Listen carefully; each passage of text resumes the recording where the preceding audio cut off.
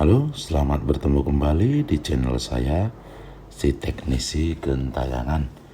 Nah, di hadapan kita sudah ada Xiaomi Redmi 6A atau kaktus ya.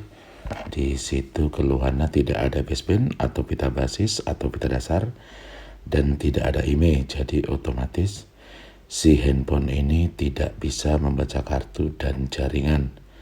Nah, di situ bisa kita lihat dari videonya tidak ada versi pita basis, tidak diketahui, dan kita cek email dari tentang pengaturan juga tidak ada ya. Nah, ini dipastikan si HP ini tidak bisa baca signal dan tidak bisa baca jaringan. Nah, langsung saja kita klik bypass di tool MediaTek bypass. Kita tekan volume atas dan kita masukkan USB untuk membypass out dan DA-nya. Dan dalam posisi sudah terbypass, kita masukkan firmware dari si kaktus tersebut. Nah, di sini metode kita menggunakan format dan download agar si baseband muncul. Nah, karena tidak memungkinkan untuk menulis email jika baseband tidak muncul. Jadi syarat pertama untuk menulis email adalah baseband dari si HP itu harus ada baseband atau pita basis. Kemudian kita next lanjut untuk menulis email setelah syarat baseband terpenuhi. Nah, oke, di situ sudah selesai proses format dan flash untuk firmware-nya. Kita tunggu apakah si baseband sudah muncul. Nah, jika si baseband belum muncul, maka bisa dipastikan di sini yang terkena kerusakan adalah hardware atau IC-nya. Oke. Jika baseband sudah muncul berarti dia tidak rusak IC, hanya sebatas rusak pemrogramannya atau baseband tapi pengerjaannya lewat software. Oke, di situ coba kita lihat ya. Semoga basebandnya muncul. Karena kalau baseband tidak muncul, bisa dikatakan dia yang rusak bisa seputaran IC ya. Nah, kita cek masih tidak bisa peroleh email. Kita cek tentang ponselnya. Nah, di situ sudah diketahui ya. Versi pita basis dia keluar tulis Molly bla bla bla bla bla bla. Nah, berarti untuk baseband atau pita basis sudah muncul, maka di sini kita cek emailnya tetap tidak ada ya. Email slot dari pengaturan tentang ponsel tetap tidak ada, tapi baseband sudah muncul. Nah, di sini langsung saja kita lanjut ke kerjaan berikutnya. Nah, di sini syarat untuk menulis emailnya kita harus menjadikan si handphone ini menjadi firmware CSC ya. Jadi kita flashing lagi, memasukkan firmware CSC dari si handphone ini. Tetap stepnya seperti di awal, kita bypass dulu. Kemudian kita masukkan firmware CSC. Nah, di sini untuk firmware CSC-nya bisa untuk kaktus dan Kareus ya. Berarti untuk dua handphone ini firmware ini berlaku. Nah, sudah kita masukkan, tetap kita menggunakan format dan download. Oke, berarti di sini kita menggunakan dua firmware, satu CSC, satu firmware global biasa. Nah, di sini kita masukkan CSC agar kita tidak kesulitan dalam melakukan penulisan emailnya. Oke, di sini tetap kita percepat karena di sini proses untuk after flashingnya begitu lama, maka banyak durasi yang kita percepat ya. Sesudah selesai untuk flashing CSC-nya, coba kita lihat dia nanti langsung hidup. Nah, logo Android-nya sudah berbeda dari awal. Di situ kita perhatikan sudah ada perbedaan dari yang startup loading pertama yang biasa tadi ya. Itu kita perhatikan ada perbedaan sampai dia keluar tes only. Nah, di sini handphone sudah auto debugging, kita tidak usah mengganggunya lagi. Langsung saja kita buka mau meta kita tanpa ada kita tekan apa-apa dari handphone ya. Handphone tetap dalam keadaan tercolok. Coba kita klik connect dan si handphone kita restart ya, dalam keadaan tercolok USB, dan si handphone coba kita restart sampai port di mau meta membaca meta mode si HP ini. Jadi si HP ini begitu restart akan keluar tulisan meta mode di pojok kiri bawah. Sampai portnya selesai mendeteksi driver meta mode pada HP ini. Nah, disitu ada tulisan meta mode ya. Nah, jika masih gagal, ini boleh kita coba 2 kali bahkan sampai berkali-kali. Karena ada yang sampai 2 kali, ada yang 3 kali, ada yang 4 kali. Nah, di sini ketepatan kita lihat ya, dari boot baru get kernel port dia tidak masuk ya. Dipastikan ini terjadi error antara hubungan si meta dan meta mode si HP-nya. Nah, di sini coba kita ulang lagi stepnya. Si HP kita nyalakan ulang, kita klik connect dan kita restart sampai benar-benar kernel port dan meta modenya tersinkron dengan baik ya. Di sini si HP coba kita nyalakan lagi. Kita tunggu dalam keadaan nyala. Setelah keluar tes only, kita langsung mereset ya. Di situ kita klik connect.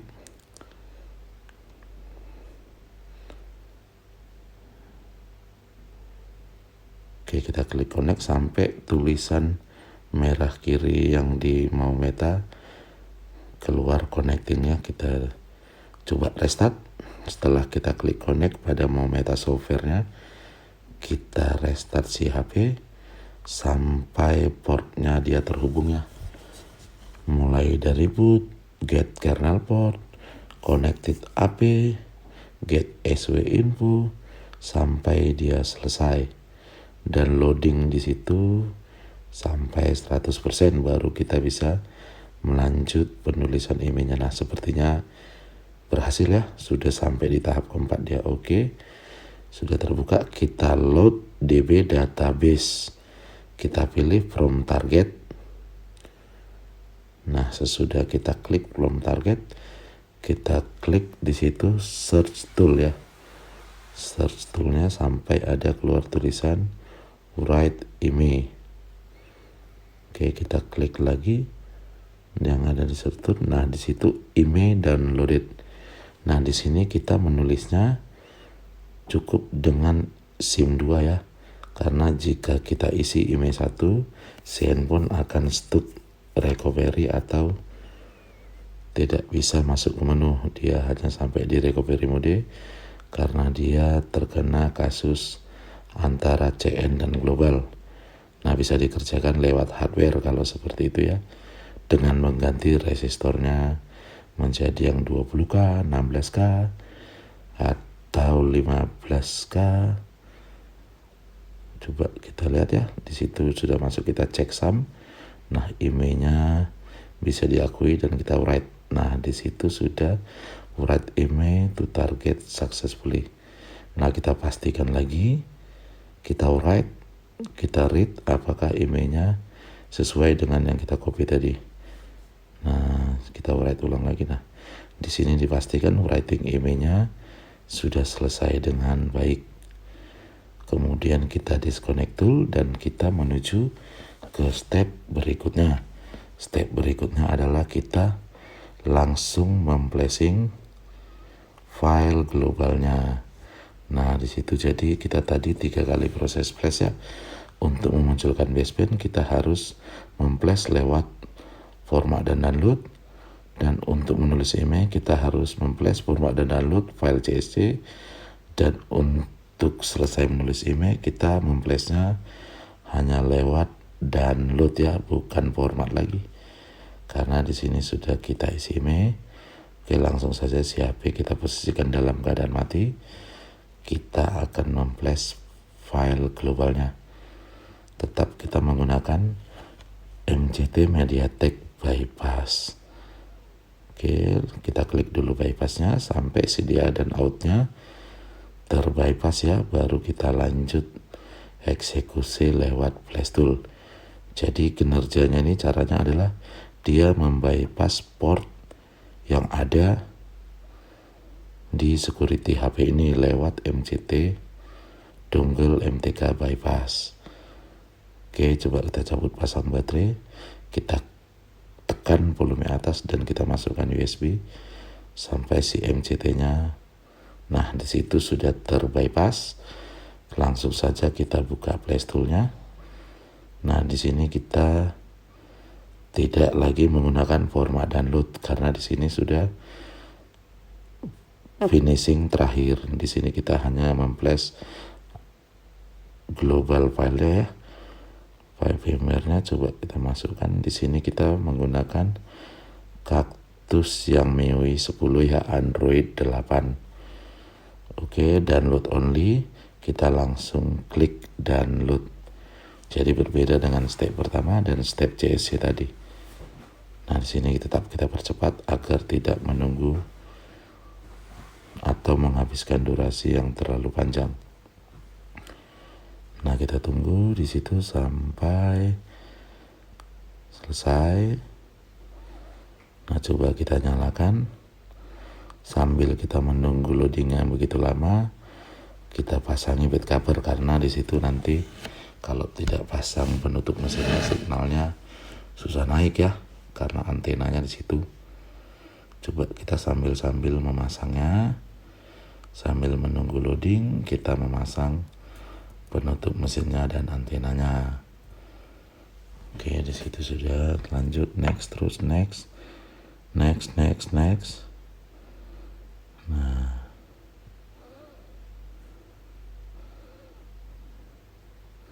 oke, coba kita pasangin dan kita zoom ya agar lebih jelas. Karena kita di sini mau kita coba menggunakan SIM card, apakah dia terbaca jaringannya atau tidak.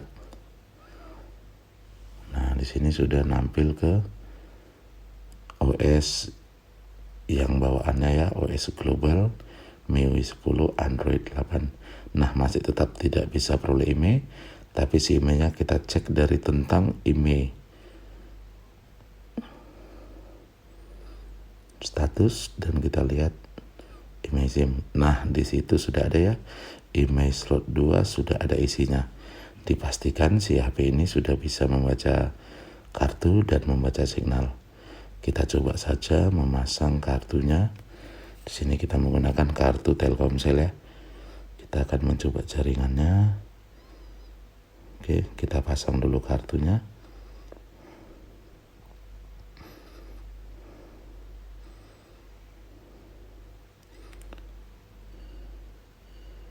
Semoga kerjaan ini bisa membantu teman-teman sekalian ya. Jika ada yang salah dalam step pengerjaan, mohon dimaafkan dan mohon saya dibimbing. Karena sesungguhnya saya masih harus banyak belajar lagi dalam dunia perteknisian handphone se-Indonesia. Oke, coba kita pasang ya antena di mesinnya. Kita nyalakan, semoga muncul signal dan jaringannya. Oke, jadi untuk metode pengerjaan ini, jika kasusnya seperti ini, kita tembak dengan IMEI 1, dia tidak akan berhasil karena dia akan menjadi recovery. Nah, di sini masih misterius kenapa dengan IMEI 1 membuat si HP jadi stuck recovery. Nanti setelah ada pencerahan akan kita share di konten-konten berikutnya. Nah, di sini kita lihat loadingnya.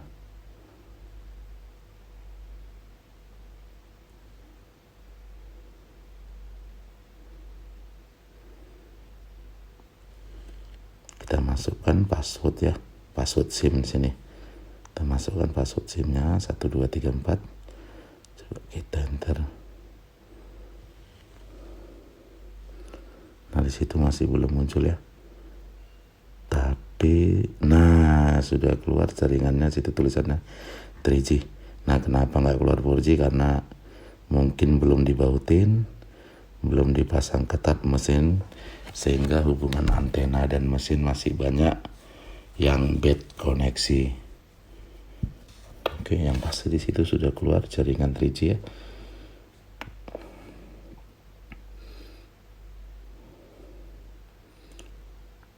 Nah, cek pulsa pun susah karena memang belum kita bauti ya, tapi yang pasti di situ sudah muncul, atau kabel antenanya belum kita colok. Coba kita lihat kabel antena. Nah, bener, kabel antena belum kita colok ya. Kabel antena ini sangat berpengaruh dalam jaringannya. Jika ini bermasalah, jaringan selalu itil, hilang timbul. Nah, langsung berubah dia H+ setelah dimasukkan kabel antena. Kita cek. Nah, sudah berhasil ya. Oke, sampai di sini pertemuan kita. Sampai ketemu di lain waktu.